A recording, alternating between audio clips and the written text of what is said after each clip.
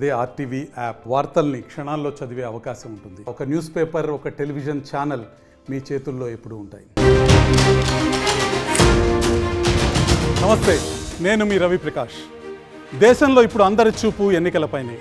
Technology సాయంతో voting, counting జరిగే ఏకైక దేశం భారత్. అంటే టెక్నాలజీ మన రాజకీయాలను శాశ్వతంగా మార్చేసిన విషయం కనిపిస్తుంది. ఇదే టెక్నాలజీతో వార్తల ప్రపంచాన్ని కూడా మార్చేస్తోంది ఆర్టీవీ.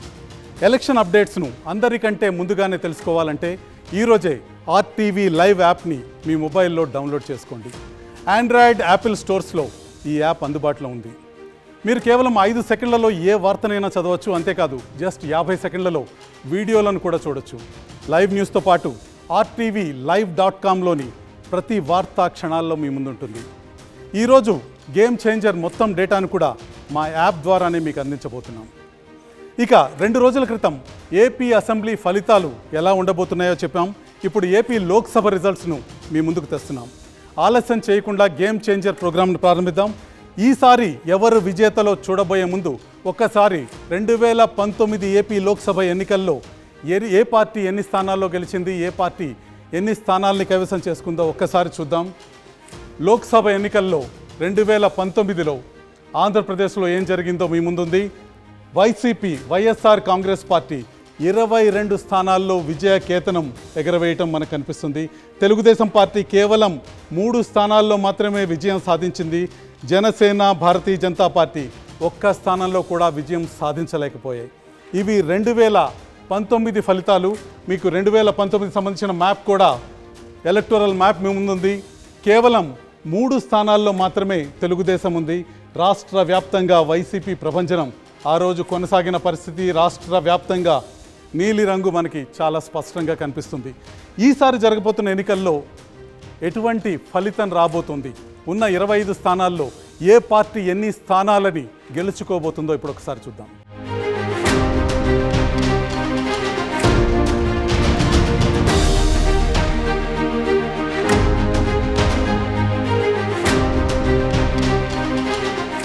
మొత్తం ఆంధ్రప్రదేశ్లో లోక్సభ ఎన్నికల స్టడీ చూపించబోయే ముందు మొట్టమొదట కాకినాడలో గెలిచేదెవరో చెప్తాను. నాకు మంచి మిత్రుడు వైసీపీ అభ్యర్థి చలమలశెట్టి సునీల్. ఆయన ఏ పార్టీ నుంచి పోటీ చేస్తే ఆయనతో పాటు ఆ పార్టీ పరాజయం పాలవుతుందని వాట్సాప్లో తిరుగుతున్న మూఢనమ్మకం. ఈసారి కూడా అది నిజం అవుతుందో లేదో ఒకసారి చూద్దాం. తూర్పుగోదావరి జిల్లాలో కీలక ఎంపీ సీట్ కాకినాడ. జనసేన నుంచి తంగెళ్ల ఉదయ్ శ్రీనివాస్ పోటీ పడుతున్నారు. చలమలశెట్టి సునీల్ ఇక్కడ వరుసగా 3 సార్లు ఓడిపోయారు. గతంలో PRP, వైసీపీ, తర్వాత టీడీపీ, ఇప్పుడు వైసీపీ నుంచి సునీల్ పోటీ చేస్తున్నారు. తన తల్లి జన్మస్థానం నుంచి ఆయన 4వసారి అదృష్టాన్ని పరీక్షించుకుంటున్నారు. అయితే 2019లో టీడీపీ అసెంబ్లీ అభ్యర్థుల కన్నా సునీల్కు 70,000 ఓట్లు ఎక్కువ రావటం చాలా ఇంట్రెస్టింగ్ పాయింట్. అయినా ఆయన ఓడిపోయారు. ఇక జనసేన అభ్యర్థి ఉదయ్ శ్రీనివాస్పై వ్యక్తిగత ఆరోపణలు లేకపోవడం ప్లస్ పాయింట్. పవన్ కళ్యాణ్ అభ్యర్థిగా వచ్చే వరకు ఆయన పిఠాపురం ఇన్ఛార్జిగా ఉన్నారు. అక్కడ జనసేన నేతలతో విభేదాలు ఉదయ్కు మైనస్ పాయింట్గా కనిపిస్తున్నాయి. పిఠాపురం అసెంబ్లీలో పవన్కు పడే ఓట్లలో క్రాస్ ఓటింగ్ జరిగే అవకాశం ఉందన్న అనుమానాలు కూడా వస్తున్నాయి. అది ఉదయ్కి కాస్త ప్రతికూలంగా మారే ఛాన్స్ కూడా ఉంది. ఆర్థికంగా బలంగా లేకపోవటం కూడా ఉదయ్కు ఉన్న ఒక మైనస్ పాయింట్. అయినా కూటమి ఇక్కడ బలంగా ఉండటం ప్లస్ పాయింట్గా మారింది. వైసీపీపై వ్యతిరేకత కలిసి వస్తుందని మా స్టడీలో తేలింది. ఓవరాల్గా కాకినాడ ఎంపీ సీట్లో ఉదయ్ శ్రీనివాస్ గెలిచే అవకాశాలు విస్పష్టంగా కనిపిస్తున్నాయి.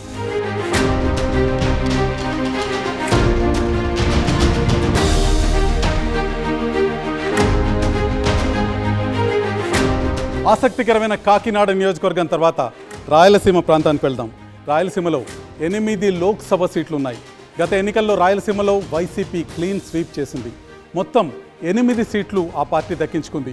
ఇది 2019 ముఖ చిత్రం RTV యాప్ ద్వారా మీరు చూస్తున్నారు. 2019లో వైసీపీ 8 స్థానాలకు గాను 8 స్థానాల్లో విజయకేతనం ఎగరవేసింది. మీరు 2019 రాయలసీమ చిత్రాన్ని చూస్తున్నారు. నీలి సముద్రంగా కనిపిస్తుంది. పూర్తిగా వైసీపీ ఆధిపత్యం రాయలసీమలో 2019లో కనిపించింది. ఇక 2024లో పరిస్థితి ఏ విధంగా ఉండబోతుంది, రాయలసీమలోని 8 సెగ్మెంట్లలో ఏ పార్టీ ఎన్ని స్థానాలు గెలవబోతుందో ఒకసారి చూద్దాం.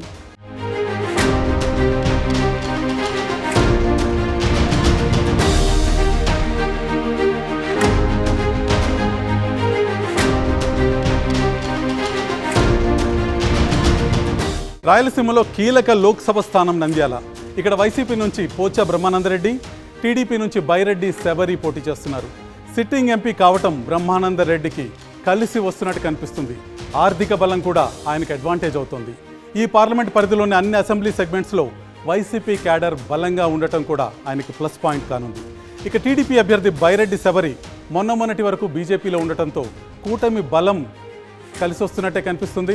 నంద్యాలలో టీడీపీ అభ్యర్థి టికెట్ భూమా బ్రహ్మానందరెడ్డికి ఇవ్వకపోవటం శబరికి మైనస్ పాయింట్ అవుతుంది. భూమా ప్రచారానికి దూరంగా ఉండటం ఆమె విజయావకాశాలపై ప్రభావం ఎంతో కొంత చూపించే అవకాశం ఉంది.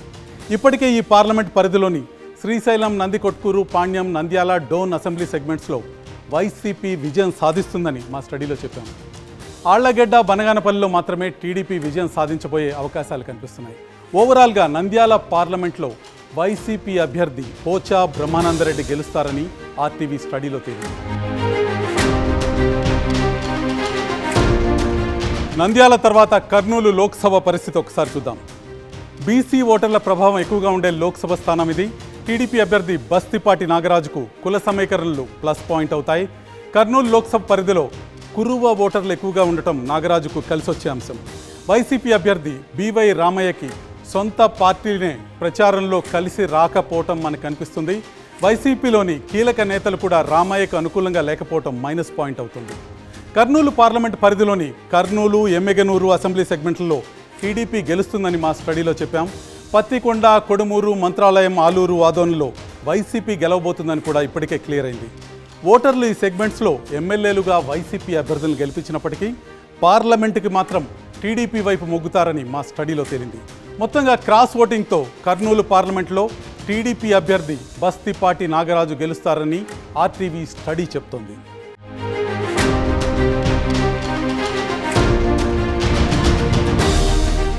కర్నూలు తర్వాత ఒక్కసారి అనంతపురం పరిస్థితి చూద్దాం. టీడీపీ అభ్యర్థి అంబికా లక్ష్మీనారాయణ వాల్మీకి సామాజిక వర్గ నేత. అనంతపురం పార్లమెంట్లో వాల్మీకి ఓటర్లు ఎక్కువగా ఉండటం ఆయనకు కలిసి వస్తుంది. లక్ష్మీనారాయణ హిందూపురానికి చెందిన లీడర్ అయినా అనంతపురంలో టీడీపీ కూటమి క్యాడర్ ఆయన కోసం కష్టపడటం ప్లస్ పాయింట్ అవుతుంది. వైసీపీ అభ్యర్థి శంకర నారాయణకి కుల సమీకరణలు మైనస్ అవుతున్నాయి. శంకర నారాయణ కురుబ కావడంతో వైసీపీలోని వాల్మీకి సామాజిక వర్గం నేతల్లో వ్యతిరేకత ఈయనకు ప్రధానంగా మైనస్ పాయింట్ అవుతుంది. అనంతపురం లోక్సభ పరిధిలోని రాయదుర్గం, ఉరవకొండ, గుంతకల్లు, సింగనమల, కళ్యాణదుర్గం అసెంబ్లీ సెగ్మెంట్లలో టీడీపీ అభ్యర్థులు గెలుస్తారని ఇప్పటికే మా స్టడీలో మేము చెప్పాము. తాడిపత్రి, అనంతపురం అర్బన్లో మాత్రమే వైసీపీ గెలిచే ఛాన్స్ ఉంది. ఓవరాల్గా అనంతపురం లోక్సభ స్థానంలో టీడీపీ అభ్యర్థి అంబికా లక్ష్మీనారాయణ విజయం సాధిస్తారని ఆర్టీవీ స్టడీలో తేలింది.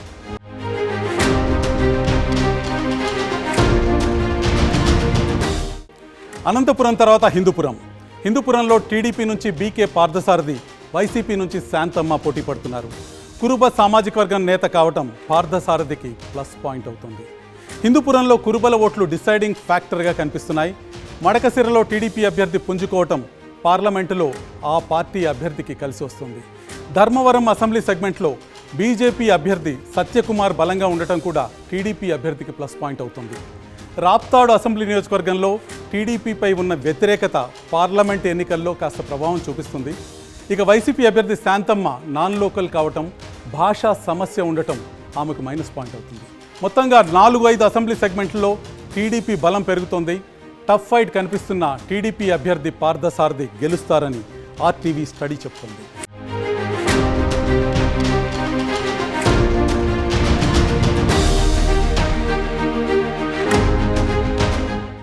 హిందూపురం తర్వాత కడప లోక్సభ పరిస్థితి ఒకసారి చూద్దాం.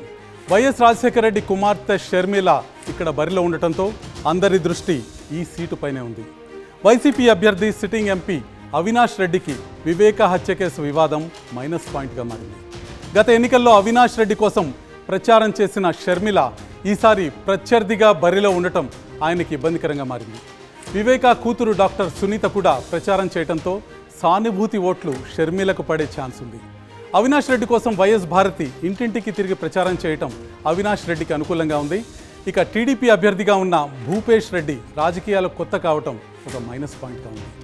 జమ్మలమడుగు ఎమ్మెల్యే టికెట్ ఆశించిన భూపేష్ రెడ్డి అయిష్టంగానే కడప బరిలోకి దిగారన్న టాక్ ఉంది. కడప లోక్సభ పరిధిలోని 5 అసెంబ్లీ నియోజకవర్గాల్లో వైసీపీ విజయకేతనం ఎగరవేస్తోందని మా స్టడీలో చెప్పాం. అంతిమంగా వైసీపీ అభ్యర్థి అవినాష్ రెడ్డి కడపలో మరోసారి గెలుస్తారని మా స్టడీ చెప్తోంది.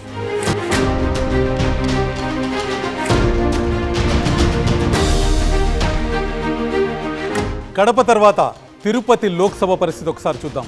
వైసీపీ అభ్యర్థి గురుమూర్తి సిట్టింగ్ ఎంపీ కావటం ఆయనకు అడ్వాంటేజ్గా మారింది.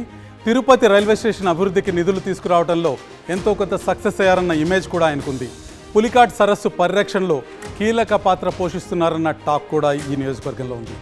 అయితే ఆర్థికంగా బలంగా లేకపోవటం గురుమూర్తికి ఒక మైనస్ పాయింట్గా కనిపిస్తుంది. ఇక బీజేపీ అభ్యర్థి వరప్రసాద్కు కూటమి బలం కలిసొస్తోంది. ఈయన గతంలో ఎంపీగా పనిచేసిన తిరుపతి అభివృద్ధికి ఏమీ చేయలేదన్న టాక్ ప్రధానంగా వినిపిస్తుంది. ఎంపీ ఫండ్స్ దుర్వినియోగం చేశారన్న ఆరోపణలు కూడా వరప్రసాద్ను ఇబ్బంది పెడుతున్నాయి. తిరుపతి లోక్సభ పరిధిలోని సర్వేపల్లి, గూడూరు, సూళ్లూరుపేట, తిరుపతి, సత్యవేడు అసెంబ్లీ నియోజకవర్గాల్లో వైసీపీ గెలుస్తుందని మా స్టడీలో ఇప్పటికే చెప్పాం. వెంకటగిరి, శ్రీకాళహస్తిలో టీడీపీ గెలిచే ఛాన్స్ ఉంది. ఓవరాల్గా వైసీపీ అభ్యర్థి గురుమూర్తి మరోసారి ఎంపీగా తిరుపతిలో గెలుస్తారని ఆర్టీవీ స్టడీ చెప్తోంది.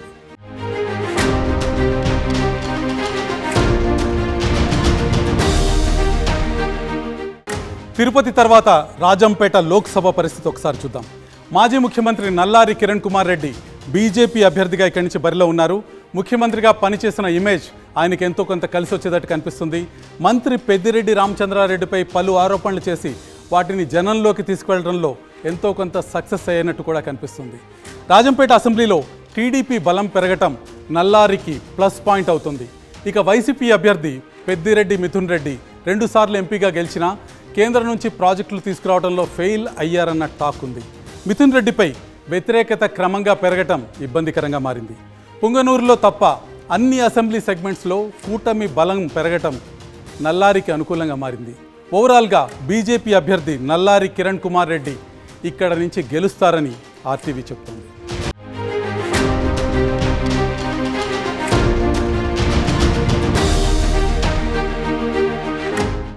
రాజంపేట తర్వాత చిత్తూరు లోక్సభ పరిస్థితి ఒకసారి చూద్దాం. టీడీపీ అభ్యర్థి దగ్గుమళ్ల ప్రసాదరావు మాజీ ఐఏఎస్ అధికారి, వ్యాపారవేత్త. ప్రచారంలో పక్కా ప్లాన్తో ముందుకెళ్లటం ఆయన కలిసి వస్తుంది. స్థానికుడు కాదన్న వాదన దగ్గుమళ్ళకి ఇబ్బందిగా మారింది. ఇక సిట్టింగ్ ఎంపీ వైసీపీ అభ్యర్థి ఎన్ రెడ్డప్పకి పెద్దిరెడ్డి రామచంద్రారెడ్డి సపోర్ట్ ఇవ్వటం బాగా కలిసి వస్తున్న అంశంగా కనిపిస్తుంది. అయితే ఎంపీ నిధుల్ని ఖర్చు చేయలేదన్న విమర్శ కూడా ఉంది. చిత్తూరు పార్లమెంట్ పరిధిలో జరిగిన అవినీతి రెడ్డప్పకి మైనస్ పాయింట్గా మారింది. ఈ లోక్సభ పరిధిలోని నగరి, చిత్తూరు, పలమనేరు, కుప్పం అసెంబ్లీ సెగ్మెంట్స్లో టీడీపీ గెలవబోతోందని మా స్టడీలో చెప్పాము. చంద్రగిరి, గంగాధర నెల్లూరు, పూతలపట్టులో వైసీపీ గెలిచే అవకాశం కనిపిస్తుంది. మొత్తంగా ఈ ఎంపీ సీటులో టీడీపీ అభ్యర్థి దగ్గుమళ్ల ప్రసాదరావు విజయం సాధిస్తారని ఆర్టీవీ స్టడీ చెప్తోంది.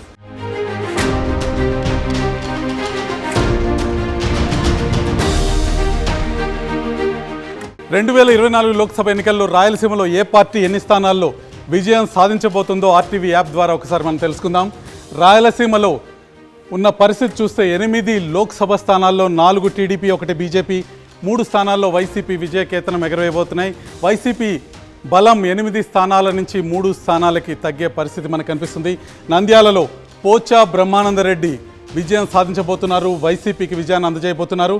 కర్నూలులో నాగరాజు టీడీపీకి విజయాన్ని అందజేయబోతున్నారు. అనంతపురంలో అంబికా లక్ష్మీనారాయణ తెలుగుదేశం విజయకేతనాన్ని ఎగరవేయబోతున్నారు. హిందూపురంలో బీకే పార్థసారథి తెలుగుదేశానికి విజయాన్ని అందజేయబోతున్నారు.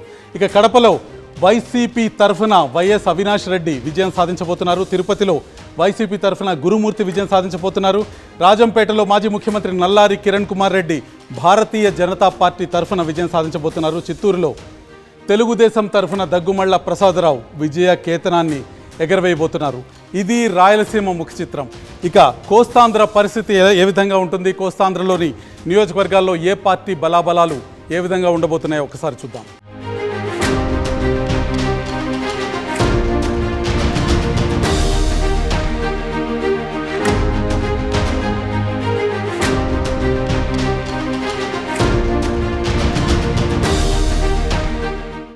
ఇప్పుడు ఒక్కసారి కోస్తాంధ్రకు వెళ్దాం. కోస్తాంధ్రలో ఉన్న 6 జిల్లాల్లో మొత్తం 12 పార్లమెంటు స్థానాలు ఉన్నాయి.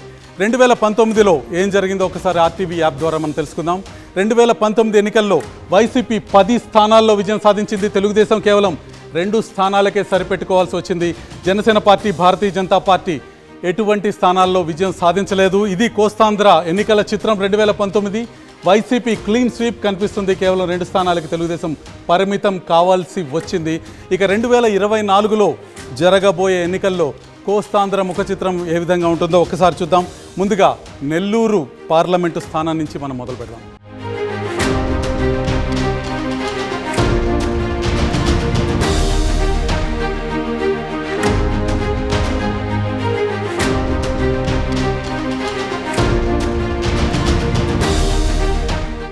కోస్తాలో ముందుగా నెల్లూరు పార్లమెంట్లో ఏం జరుగుతుందో ఒకసారి చూద్దాం.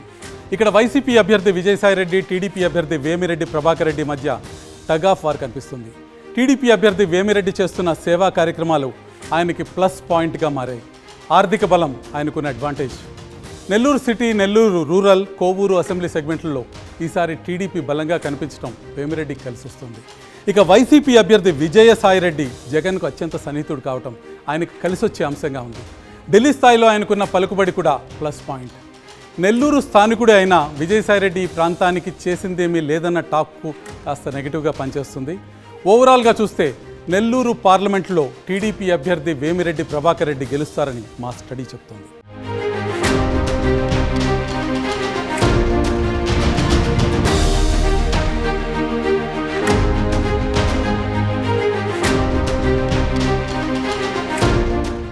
ప్రకాశం జిల్లా కేంద్రమైన ఒంగోలు పార్లమెంటు సీటుకి ఇప్పుడు వెళ్దాం.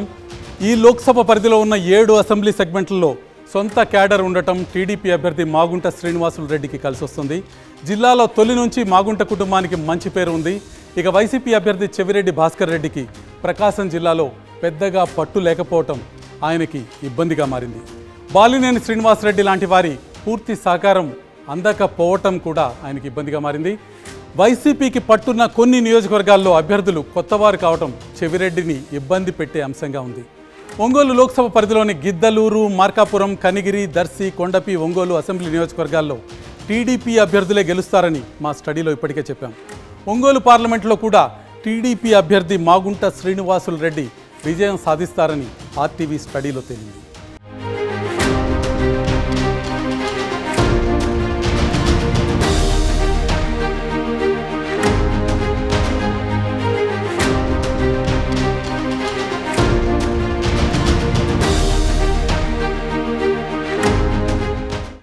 కోస్తాలో మరో కీలకమైన నియోజకవర్గమైన బాపట్లలో ఎలక్షన్ పిక్చర్ ఎలా ఉండబోతుందో ఒకసారి చూద్దాం. ఎస్సీ రిజర్వ్డ్ స్థానం ఇది. వైసీపీ అభ్యర్థి నందిగం సురేష్ సిట్టింగ్ ఎంపీ కావటం ఆయనకి కలిసి వచ్చే అంశంగా ఉంది. అయితే ప్రజలకు అందుబాటులో లేరన్న నెగిటివ్ టాక్ ఆయన గురించి బలంగా ఉంది. ఈ 5 ఏళ్లలో అభివృద్ధిపై సరిగా దృష్టి పెట్టలేదన్న విమర్శలు కూడా వినిపిస్తున్నాయి. టీడీపీ అభ్యర్థి తెన్నేటి కృష్ణప్రసాద్కు మాజీ ఐపీఎస్ అధికారిగా మంచి పేరుంది. తొలిసారి ఎన్నికల్లో పోటీ చేయటం ఆయనకు కొంత ప్రతికూలమైన అంశంగా కూడా కనిపిస్తుంది. ఇప్పటికే బాపట్ల పార్లమెంట్ పరిధిలోని 6 అసెంబ్లీ సెగ్మెంట్లు వేమూరు, రేపల్లె, చీరాల, పర్చూరు, అద్దంకి, సంతనూతలపాడులో టీడీపీ గెలవబోతోందని ఆర్టీవీ స్టడీలో స్పష్టంగా తేలింది. ఒక్క బాపట్ల సెగ్మెంట్లో మాత్రమే వైసీపీ బలంగా ఉంది. మొత్తంగా చూస్తే బాపట్ల పార్లమెంట్ స్థానంలో టీడీపీ అభ్యర్థి తెన్నేటి కృష్ణప్రసాద్ గెలుస్తారని ఆర్టీవీ స్పష్టంగా చెప్తోంది.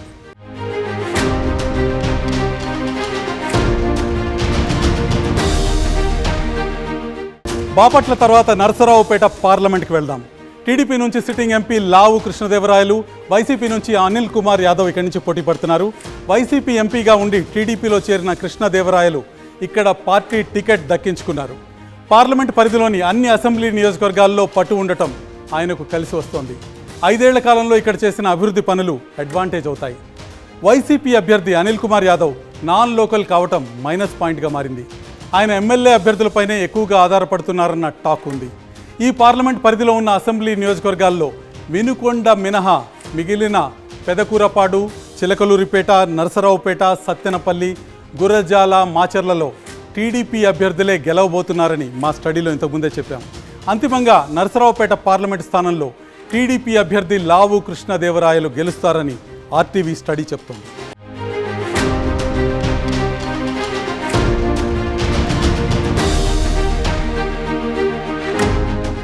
ఇప్పుడు గుంటూరు పార్లమెంట్ పరిస్థితి ఒకసారి చూద్దాం.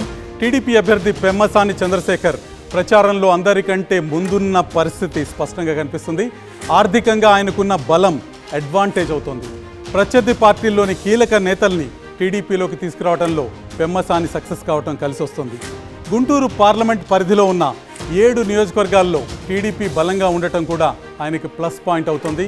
ఇక వైసీపీ అభ్యర్థుల్ని మార్చడం ఆ పార్టీకి మైనస్ పాయింట్గా మారింది. వైసీపీ అభ్యర్థి కిలారి వెంకట రోసయ్య ప్రచారంలో యాక్టివ్గా లేరన్న టాక్ వినిపిస్తుంది.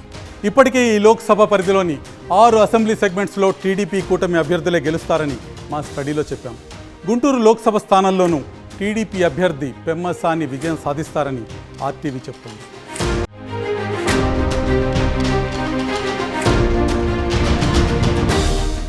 విజయవాడ పార్లమెంటు బరిలో ఈసారి అన్నదమ్ములు నువ్వా నేనా అన్నట్టు తలపడుతున్నారు.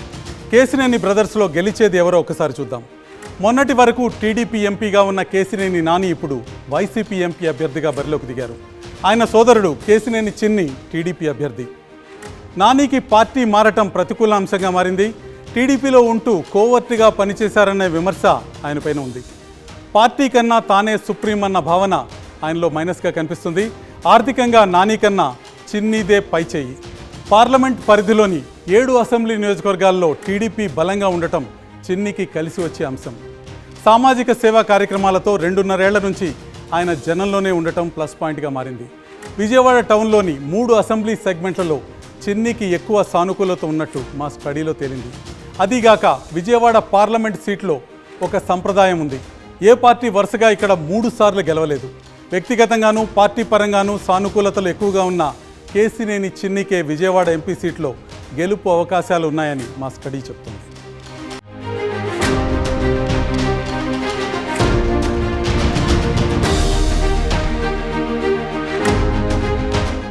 విజయవాడ తర్వాత మచిలీపట్నం పార్లమెంట్ పరిస్థితి చూద్దాం.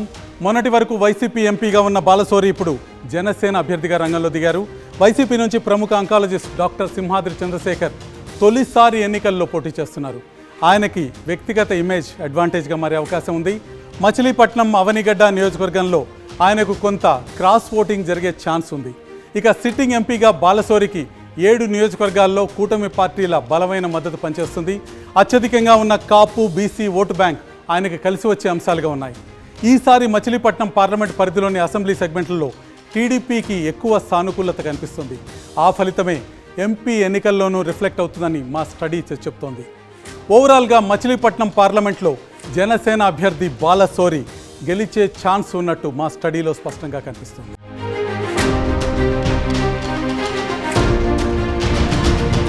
ఉభయ గోదావరి జిల్లాలో కీలకమైన లోక్సభ నియోజకవర్గం ఏలూరు.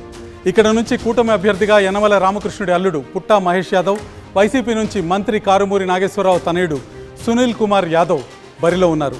ఇద్దరు యువకులే, పైగా ఒకే సామాజిక వర్గం వారు. దాంతో పోటీ నీదా నాదా అన్నట్టుగా ఉంది. రాజకీయంగా ఆర్థికంగా బలమైన కుటుంబ నేపథ్యం పుట్టా మహేష్కు అడ్వాంటేజ్. వైసీపీ అభ్యర్థి సునీల్కు తండ్రి రాజకీయ పరిచయాలు ప్లస్ పాయింట్ అయ్యాయి.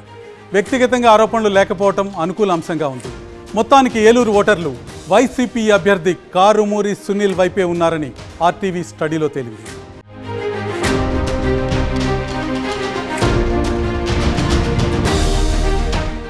ఏలూరు తర్వాత నర్సాపురం పార్లమెంట్ పరిస్థితి చూద్దాం.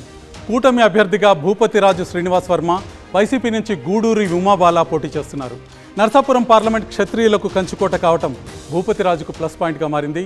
కూటమి అదనపు బలం కానుంది. 35 ఏళ్లుగా బీజేపీని నమ్ముకున్న వ్యక్తిగా ఈయనకి మంచి పేరుంది. గతంలో కృష్ణంరాజు, గోకరాజు, గంగరాజుల గెలుపు వెనుక ఈయన కీలక పాత్ర పోషించారు.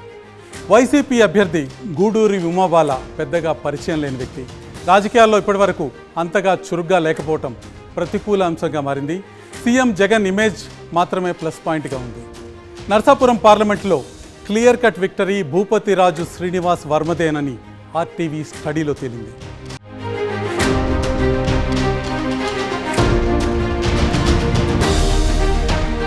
కోస్తాంధ్రలో రాజమండ్రి పార్లమెంట్ అత్యంత కీలకమైంది. ఇక్కడ బీజేపీ నుంచి కూటమి అభ్యర్థిగా పురంధేశ్వరి, వైసీపీ నుంచి గూడూరి శ్రీనివాసరావు పోటీ పడుతున్నారు. గూడూరి శ్రీనివాసరావు మొదటిసారి ఎంపీ అభ్యర్థిగా పోటీ చేస్తున్నారు. పార్లమెంట్ పరిధిలో బీసీల ప్రభావం ఎక్కువ కావటం ఆయనకు అదనపు బలం. అయితే పార్టీపై వ్యతిరేకత, సొంత ఇమేజ్ లేకపోవటం మైనస్ పాయింట్లుగా ఉన్నాయి. కూటమి అభ్యర్థి పురంధేశ్వరి ఎన్టీఆర్ కుమార్తెగా మంచి గుర్తింపు ఉండటం కలిసి వచ్చే అంశంగా కనిపిస్తుంది. కేంద్ర మంత్రి సుదీర్ఘ రాజకీయ అనుభవం కూడా ఆమె కలిసి వచ్చే అంశంగా కనిపిస్తుంది. నాన్ లోకల్ కావటం ఒక్కటే ఇక్కడ ఇబ్బందిగా మారింది. ఓవరాల్గా రాజమండ్రి పార్లమెంట్లో పురంధేశ్వరికే విజయావకాశాలు ఎక్కువగా ఉన్నాయని మా స్టడీలో తేలింది.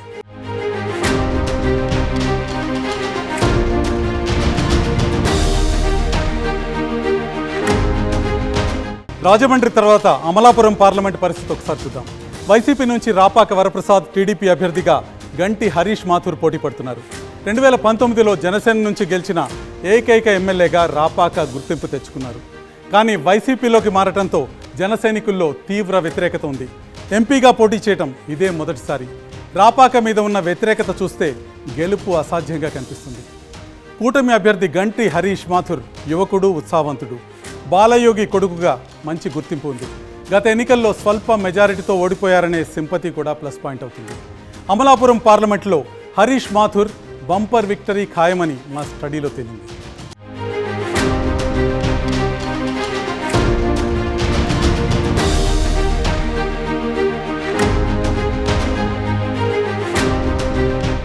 రెండు 2024 ఎన్నికల్లో కోస్తాంధ్రలోని 6 జిల్లాల్లోని 12 సీట్ల విషయంలో ఎటువంటి ఫలితం రాబోతుందో ఒకసారి చూస్తే టీడీపీ ఈసారి 7 స్థానాల్లో విజయకేతనం ఎగరవేయబోతుంది. వైసీపీ 1 స్థానానికి పరిమితమవుతుంది. భారతీయ జనతా పార్టీ, జనసేన చెరి 2 స్థానాల్లో విజయాన్ని సాధించబోతున్నాయి. వైసీపీ గతంలో స్వీప్ చేసి టీడీపీ 2 స్థానాలకే పరిమితమైన కోస్తాంధ్రలో పరిస్థితి పూర్తిగా మారే అవకాశం కనిపిస్తుంది. నెల్లూరులో వేమిరెడ్డి ప్రభాకర్ రెడ్డి తెలుగుదేశం జెండా ఎగరవేయబోతున్నారు. ఒంగోలులో మాగుంట శ్రీనివాసులు రెడ్డి తెలుగుదేశం జెండా ఎగరవేయబోతున్నారు. ఇక బాపట్లలో తెన్నేటి కృష్ణప్రసాద్ తెలుగుదేశానికి విజయాన్ని అందజేయబోతున్నారు. నరసరావుపేటలో లావు కృష్ణదేవరాయలు తెలుగుదేశం తరఫున గెలవబోతున్నారు. గుంటూరులో పెమ్మసాని చంద్రశేఖర్ తెలుగుదేశం విజయకేతనాన్ని ఎగరవేయబోతున్నారు. విజయవాడలో కేసినేని చిన్ని తెలుగుదేశాన్ని గెలిపించబోతున్నారు. మచిలీపట్నంలో బాలశౌరి జనసేన పార్టీకి విజయాన్ని అందజేయబోతున్నారు. ఏలూరులో కారుమూరి సునీల్ వైసీపీకి విజయాన్ని అందజేయబోతున్నారు. నరసాపురంలో శ్రీనివాస్ వర్మ భారతీయ జనతా పార్టీ తరఫున విజేతగా నిలవబోతున్నారు. రాజమండ్రిలో పురంధేశ్వరి బీజేపీని గెలిపించబోతున్నారు. అమలాపురంలో గంటి హరీష్ సైకిల్ గుర్తును గెలిపించబోతున్నారు. తెలుగుదేశం జెండా ఎగరవేయబోతున్నారు. ఇక కాకినాడలో ఉదయ్ శ్రీనివాస్ జనసేన పార్టీ తరఫున విజేతగా నిలవబోతున్నారు. ఈ రకంగా కోస్తా ముఖ చిత్రం మారిన విషయం మనకి చాలా స్పష్టంగా కనిపిస్తుంది. 2024లో వైసీపీ కేవలం 1 స్థానానికి మాత్రమే పరిమితమవుతుంది. 10 స్థానాల నుంచి 1 స్థానానికి వైసీపీ వస్తుంది. 2 స్థానాల నుంచి టీడీపీ బలం 7 స్థానాలకు పెరుగుతుంది. జనసేన పార్టీ 2 స్థానాల్లో 2 లోక్సభ స్థానాల్లో విజయం సాధించబోతోంది. భారతీయ జనతా పార్టీ 2 లోక్సభ స్థానాల్లో 11 స్థానాల్లో టీడీపీ కూటమి విజయం సాధించబోతుంది. ఇక ఏపీలో ఇతర స్థానాల్లో ఎవరు విజయం సాధించబోతున్నారో ఒక్కసారి చూద్దాం.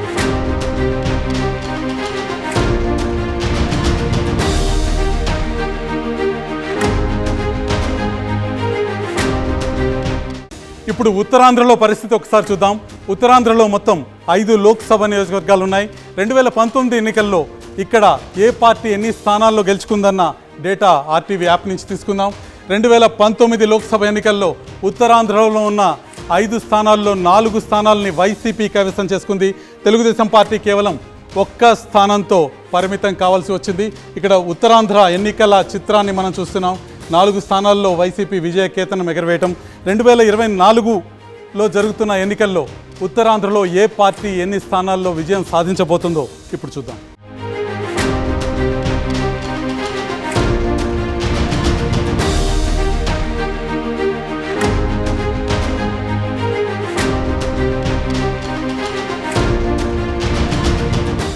ఇప్పుడు అనకాపల్లి లోక్సభ సీటు గురించి చూద్దాం.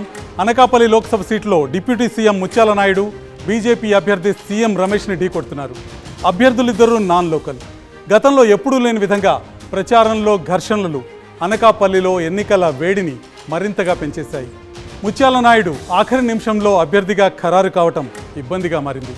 మంత్రిగా ఉన్నా అభివృద్ధి చేయలేదన్న అసంతృప్తి జనంలో ఉంది. పైగా కుటుంబంలో అసంతృప్తి పెద్ద తలనొప్పిగా మారింది. మొదటి భార్య కొడుకు బూడి రవి తండ్రికి వ్యతిరేకంగా ప్రచారం చేస్తున్నారు. పైగా ముత్యాల నాయుడు కూతురు పోటీ చేస్తున్న మాడుగుల అసెంబ్లీ సీట్లో రవి ఇండిపెండెంట్గా బరిలో దిగారు. ఇక సీఎం రమేష్కి అన్ని చోట్ల కూటమి నేతల మద్దతు స్పష్టంగా కనిపిస్తుంది. ప్రచారంలో ముందుకు దూసుకెళ్తున్నారు. ఇంటింటికి తన పేరు పార్టీ గుర్తు వెళ్లేలా చేయడంలో సక్సెస్ అయ్యారు. ఎంపీ సీట్లో రమేష్కు అనుకూలంగా క్రాస్ ఓటింగ్ జరిగే అవకాశాలున్నాయి. ఓవరాల్గా అనకాపల్లిలో సీఎం రమేష్కు విజయావకాశాలు స్పష్టంగా ఉన్నాయని ఆర్టీవీ స్టడీ చెబుతోంది.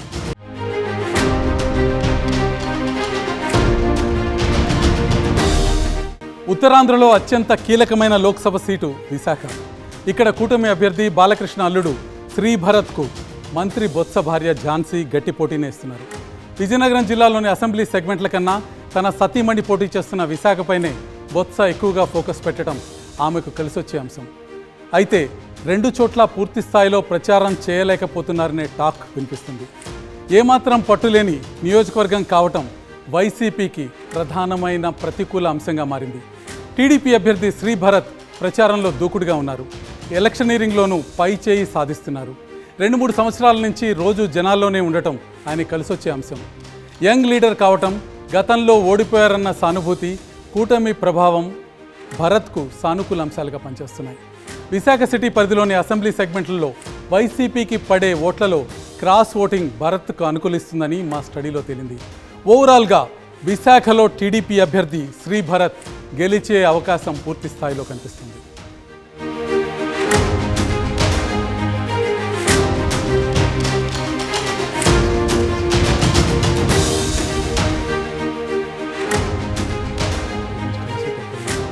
విజయనగరం పార్లమెంట్ సీటులో వైసీపీ నుంచి సిట్టింగ్ ఎంపీ బెల్లాన చంద్రశేఖర్ మరోసారి పోటీ చేస్తున్నారు. టీడీపీ నుంచి కలిశెట్టి అప్పలనాయుడు 25 ఏళ్ల నుంచి పార్టీలో ఉన్న తొలిసారి ప్రత్యక్ష ఎన్నికల్లో బరిలోకి దిగారు. ఉత్తరాంధ్ర ఇన్ఛార్జిగా పార్టీ కార్యకర్తలకు ట్రైనింగ్ ఇవ్వటం ఆయనకి అడ్వాంటేజ్. అదే ఎన్నికల్లో ఆయనకి ప్లస్ పాయింట్గా మారబోతుంది. కానీ స్థానికేతరుడు కావటం అప్పలనాయుడికి మైనస్ పాయింట్గా ఉంది. అయితే మంత్రి బొత్స ప్రభావం, చంద్రశేఖర్ వ్యక్తిగత ఇమేజ్ వైసీపీకి ప్లస్ పాయింట్లుగా ఉన్నాయి. పార్లమెంట్ పరిధిలోని చీపురుపల్లిలో మంచి పట్టు ఉంది. విజయనగరం పార్లమెంట్ పరిధిలో విజయనగరం, బొబ్బిలి, గజపతి నగరం, చీపురుపల్లి, నెల్లిమర్ల, ఎచ్చర్ల, రాజాం అసెంబ్లీ సెగ్మెంట్లు ఉన్నాయి. ఈ 7 5 చోట్ల చంద్రశేఖర్కు బంధుగణం ఉంది. గెలుపు కోసం స్థానికంగా ఆయన బంధువులు కష్టపడుతున్నారు. 4 అసెంబ్లీ సెగ్మెంట్లలో బొత్సకు గట్టి పట్టు ఉండటం వైసీపీకి ప్లస్ పాయింట్. ఎంపీ నిధులతో చేసిన అభివృద్ధి కలిసి వస్తుందని చంద్రశేఖర్ అంచనా వేస్తున్నారు. అసెంబ్లీ సీట్లో టీడీపీకి పడే ఓట్లలో కొంతవరకు, ఎంపీ ఎన్నికల్లో వైసీపీకి క్రాస్ ఓటింగ్ జరిగే అవకాశం కూడా ఉంది. అందుకే విజయనగరం పార్లమెంట్ పరిధిలో మరొకసారి వైసీపీ గెలిచే అవకాశం సుస్పష్టంగా ఉన్నట్టు ఆర్టీవీ స్టడీలో తేలింది.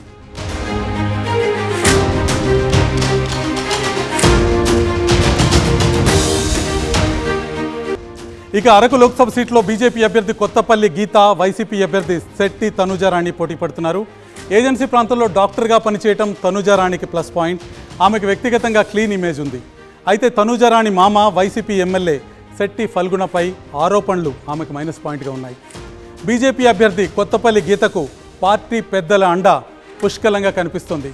గీత సామాజిక వర్గంపై వివాదం మాత్రం మైనస్ పాయింట్గా ఉంది. ఆర్థికంగా బలంగా ఉండటం మరో ప్లస్ పాయింట్.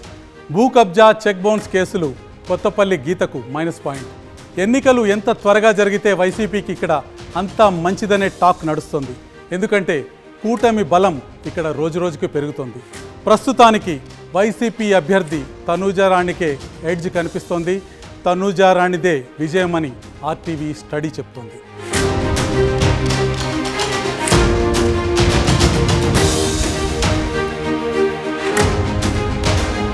ఉత్తరాంధ్రలో మరో కీ ఫైట్ నడుస్తున్న నియోజకవర్గం శ్రీకాకుళం.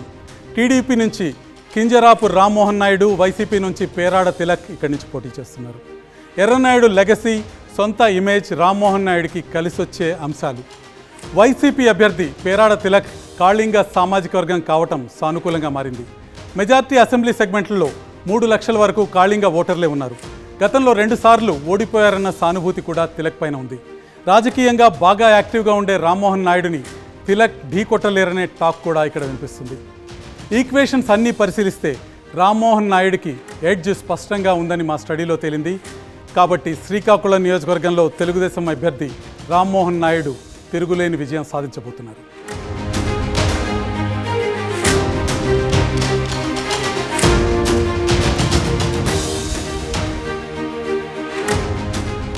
2024లో జరగబోతున్న లోక్సభ ఎన్నికల్లో ఉత్తరాంధ్రలో 5 స్థానాల్లో ఎవరు విజేతలో ఒక్కసారి చూసే ప్రయత్నం చేద్దాం.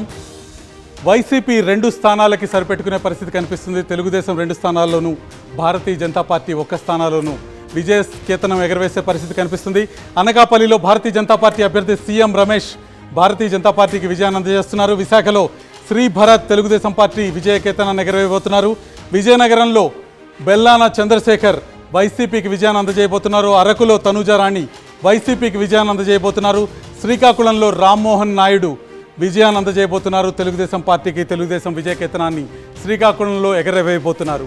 ఇక ఇది ఉత్తరాంధ్రకు సంబంధించిన ఫలితం. మొత్తం రాష్ట్రంలో ఉన్న 25 పార్లమెంటు నియోజకవర్గాల్లో ఏ పార్టీ ఎన్ని స్థానాల్లో విజయం సాధించబోతుందన్న అంశాన్ని కొద్దిసేపట్లో మనం చూద్దాం.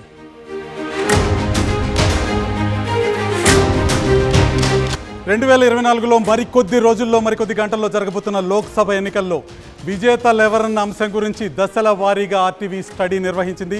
ఈ స్టడీ క్లియర్ పిక్చర్ ఈరోజు మన ముందు ఉంది. ఏ పార్టీ ఎన్ని స్థానాల్లో విజయం సాధించబోతుందన్న అంశం మన ముందుంది. వివిధ దశల్లో జరిపిన స్టడీ వివరాల్ని ఆర్టీవీ ఎలక్షన్ వార్ రూమ్ నుంచి ఇప్పుడు మీకు వివరిస్తాను.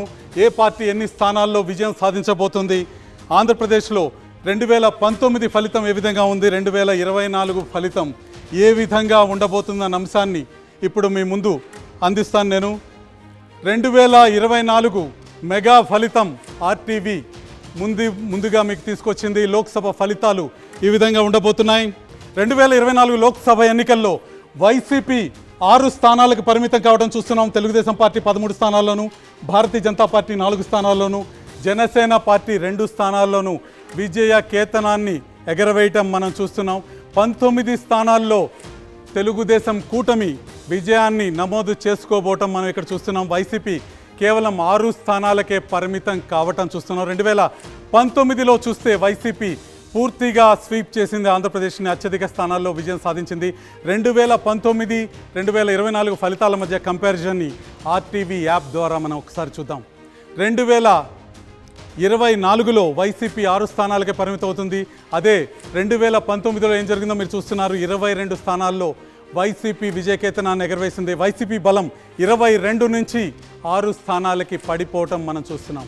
ఇక తెలుగుదేశం పార్టీ కేవలం 3 స్థానాల్లో విజయకేతనాన్ని ఎగరవేసింది. ప్రస్తుతం 13 స్థానాల్లో విజయం సాధించటం మనం చూస్తున్నాం. కనీసం 1 స్థానాన్ని కూడా గెలుచుకోలేని జనసేన పార్టీ, భారతీయ జనతా పార్టీ మంచి విజయాన్ని చూపిస్తున్నాయి. జనసేన పార్టీ 2 పార్లమెంటు నియోజకవర్గాల్లో విజయం సాధించబోతుంది. మరికొన్ని రోజుల్లో జరగబోయే ఎన్నికల్లో భారతీయ జనతా పార్టీ 4 స్థానాల్లో విజయ కేతనాన్ని ఎగరవేయబోటాన్ని కూడా మనం చాలా విస్పష్టంగా చూస్తున్నాం.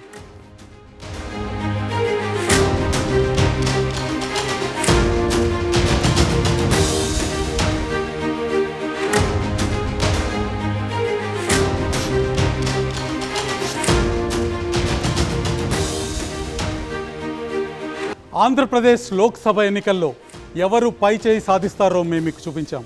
కానీ ఇక్కడితో మా అధ్యయనం ముగియలేదు. ఓటింగ్ టైంలోనూ ప్రతి సీట్పై మా టీం ఒక కన్నేసి పెడుతుంది. ఓటింగ్ తర్వాత కూడా ఎక్కడ ఎవరు గెలుస్తారో అప్డేట్ చేస్తూనే ఉంటాం. మే 13 తర్వాత పోస్ట్ పోల్ స్టడీతో మళ్ళీ మీ ముందుకు వస్తాం. అప్పటి వరకు ఆర్టీవీ లైవ్ యాప్ని డౌన్లోడ్ చేసుకోండి. ప్రతి అప్డేట్ గురించి తెలుసుకోండి. ఆ ఫైనల్ గేమ్ చేంజర్ కోసం ఆర్టీవీని ఫాలో అవుతూ ఉండండి. సెలవు.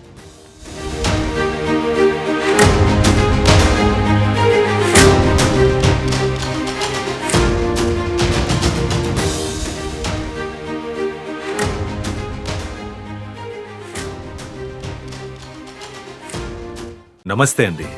ఇది వ్యాపారం గురించి కాదు, ఓటు గురించి. ఎన్నికల్లో ఓటు వేయడం మన హక్కు మాత్రమే కాదు, కర్తవ్యం. ఎంతో మంది మహా నేతలు శ్రమించి ప్రాణత్యాగం చేసి ఈ అవకాశాన్ని మనకిప్పించారు. అందరూ ఓటు వేద్దాం. ఎందుకంటే ఓటు హక్కు ఊరికే రాదు. నా ఓటు ఎవరికో తెలుసా? అది సీక్రెట్ అండి.